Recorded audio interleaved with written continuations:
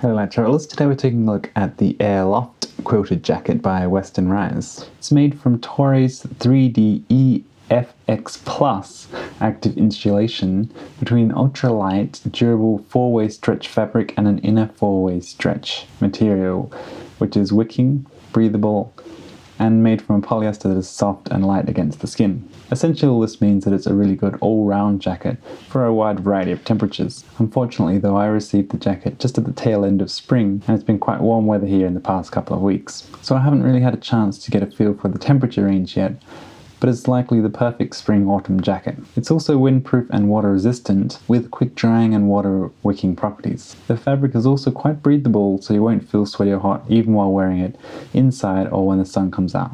In terms of comfort, it's extremely comfortable and you can feel the warmth immediately after you put the jacket on.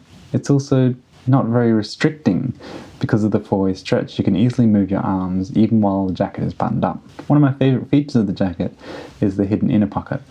It's just the right size for a phone and has soft lining so it won't get scratched. There's also interestingly a pen pocket. Sizing wise, the jacket I have is a size small, but I feel that it's a little bit too big on me still. I've been told that the jackets are made slightly larger to accommodate for layering though.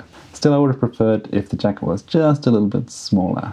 The price is also on the high end at $228 US, especially given that you can get similar features from other Uniqlo jackets at around half the price, but for the versatility and quality of this jacket are hard to beat.